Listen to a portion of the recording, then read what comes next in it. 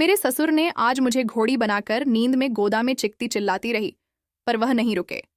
Hello दोस्तों, मेरा नाम राधिका है। मेरे पति सेना में थे। घर में मेरे ससुर जी और मेरी सास रहती थी। मेरी सास को कुछ दिखाई नहीं देता था, इसलिए वह एक ही कमरे में रहती थी। एक दिन शाम के समय ससुर जी के पैरों में बहुत ज्यादा दर्द होने लगा। मैंने कहा, ससुर जी, आइए मैं मालिश कर देती हूँ। नहीं बहू, मैं बिल्कुल ठीक हूँ। ससुर जी बोले, चलो ना ससुर जी, मैं आपके पैरों की मालिश कर देती हूँ। ठीक है बहू, मुझे अपने कमरे में ले चलो, वहां कर देना मालिश। ससुर जी ने कहा। मैंने ससुर जी को हाथ पकड़कर सहारा देते हुए उनके कमरे में ले गई। मैंने उनके पैरों की मालिश की। बहू जरा ऊपर करो, मालिश ऊपर, ज्यादा दर्द हो रहा है। ससुर जी बोले, हाँ ससुर जी, घुटनों के थोड़ा ऊपर। हाँ बहू, मैं सब कर दूंगी, आप टेंशन मत लो। मैंने कहा। मालिश करने के बाद मैं अपने कमरे में जाने लगी सोने के लिए। तभी ससुर जी बोले, बहू तुम यहीं सो जाओ, मेरी देखभाल कौन करेगा? ठीक है ससुर जी, आज मैं यहीं सो जाती हूँ। मैंने कहा। ससुर जी को मैं अच्छा समझकर सो गई, लेकिन जब सुबह उठी तो मेरे बाल उलझे हुए थे। मेरे गाल पर ऐसा लग रहा था जैसे किसी ने रसमलाई समझकर इसका स्वाद लिया हो। मैंने ससुर जी को देखा, वे गहरी नींद में सोए थे। मैं उनके पास गई और बोली, ससुर जी मेरी तरफ देखो, मैं इतनी बदल कैसे गई हूं? यहां कोई आया था क्या? नहीं बहू, यहां तो कोई नहीं आया, दरवाजा तो अंदर से बंद था। बहू, ये तुम्हारा भ्रम है, ससुर जी बोले। लेकिन ससुर जी, मेरे निचले हिस्से में बहुत दर्द हो रहा है, जैसे बहुत बड़ा था बात। मेरी नहीं है, मेरे निचले खजाने के मजे किसी ने लिए ऐसा लग रहा है। मैंने कहा, लेकिन बहू, यहां तो मेरे सिवा कोई नहीं था, मैं भला अपनी बहू के साथ ऐसा कैसे कर सकता हूं? ससुर जी ने कहा। मुझे ससुर जी अच्छे लगे, लेकिन मैंने बिना बताए एक कैमरा लगाकर रखा था।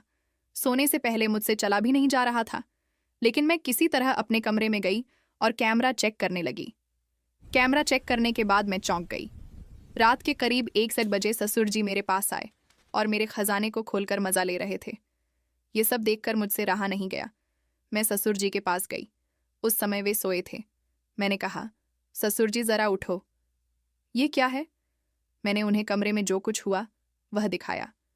ससुर जी, अगर आपको यह सब करना ही था तो मुझे बता देते, मैं तैयार थी। ऐसे बिना बोले करने से क्या फायदा? वह बोले, मुझे लगा कि तुम यह सब करने के लिए तैयार नहीं होगी। तुम्हें तो पता है कि तेरी सास देख नहीं सकती, उनके साथ ऐसा करना ठीक नहीं है। मैं जानती हूँ ससुर जी आपका क्या हाल है। चलो कोई बात नहीं, लेकिन आज रात हम खुलकर मौज करेंगे। मैंने कहा। जब शाम हुई तो ससुर जी मेरे कमरे में बिना बुलाए आ गए और मेरे पास आकर बोले, बहू चलो फिर शुरू करें ससुर जी, अभी तक दर्द हो रहा है, एक बार खोलकर तो दिखाओ। मैंने कहा, ठीक है बहू, आओ मेरे पास। ससुर जी बोले। देखकर मैं हैरान हो गई। ससुर जी तो लंबे रेस के घोड़े निकले। ससुर जी, अब देख क्या रहे हो, खजाना तुम्हारे सामने है, आओ। मैंने कहा, इतना सुकून तो मुझे मेरे पति से भी नहीं मिला, आज तो मजा आ गया। मैंने कहा, बहू मुझे भी बहुत दिनों से नहीं मिल रहा था, आज तो मैं इस खजाने को लेकर ही रहूंगा। ससुर जी बोले। ससुर जी ने 3 घंटे तक खजाना खोजा। उसके बाद वे थक गए। दूसरी बार में ससुर जी ने मेरा काम लगा दिया। यहाँ ससुर और बहू की एक काल्पनिक कहानी थी। इसका उद्देश्य किसी को उत्तेजित करना बिल्कुल नहीं है। अगर आपको हमारी कहानी पसंद आई हो तो वीडियो को लाइक करें और हमारे चैनल को सब्सक्राइब करें।